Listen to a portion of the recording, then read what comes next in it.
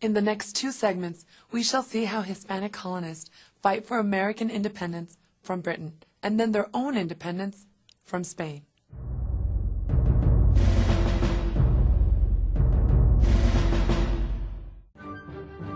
Here on the Gulf Coast of Texas lies the oldest deepwater port west of the Mississippi River. The port of Galveston was founded in 1830, but its name goes back 45 years. In 1785, Hispanic surveyors named the bay and the island for Bernardo de Galvez, the Hispanic hero of the American Revolutionary War. Indeed, while the story of Lafayette and France's help in America's fight for freedom is well known, sadly, the equally heroic story of Galvez's brilliant generalship in the cause of American independence is barely known at all. Spain and Britain had been enemies dating back to the 16th century, when English privateers had attacked Spanish treasure ships returning from Mexico. Then in 1588, England defeated Spain's great invasion fleet, the Grand Armada. A series of battles and wars followed over the next 200 years, with England generally gaining the upper hand. In the last of these wars, the French and Indian War, Spain sided with France against Britain's American colonies.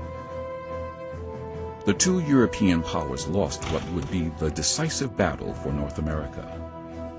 Spain, especially, lost her 250-year-old Florida territory to Britain. After that, Spain had been looking to even the score with her old enemy. The American Revolutionary War was just such an opportunity. Bernardo de Galvez was born to a noble family in Malaga, Spain, around 1746. Following in the footsteps of his father, at the age of 16, Galvez joined the army. By 1768, he made captain and was sent to Mexico, where he distinguished himself leading several major expeditions against the Apache, who were raiding Hispanic settlers in Sonora province. In 1772, he returned to Spain and was given the rank of colonel after the Battle of Algiers in 1775. In 1776, Galvez returned to North America, this time to New Orleans in the Louisiana Territory. Here destiny would lead him to greatness. Late in 1776, at the age of 29, he was appointed governor. He immediately began trading with the fledgling United States, shipping tons of badly needed war supplies, arms, ammunition, military material, and money to General George Washington and the frontiersman George Rogers Clark. At the same time, Galvez strengthened Spain's presence at New Orleans by recruiting hundreds of refugees from the Canary Islands and providing them with land, cattle, and farming equipment. After France joined the Americans in their fight for freedom in 1778, Spain followed suit a year later. Galvez's reaction to Spain's declaration of war was instantaneous. Now leader of Spain's colonial forces in North America, Galvez raised an army, which included Creoles, Native Americans, and free blacks.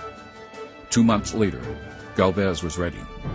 He marched on the heavily fortified British garrisons at Baton Rouge and Natchez. A year later, he took Mobile, and a year after that, Pensacola in western Florida. In each case, Galvez's brilliant tactics allowed him to defeat stronger forces in entrenched positions. As a result of Galvez's triumphs, Britain's efforts against Washington's army, especially in the South, were greatly weakened. After George Washington's final victory at Yorktown in 1781, Galvez helped the American, French, and Spanish allies write the treaty, ending the war in 1783. As a result of Galvez's efforts, Spain regained Florida in 1784.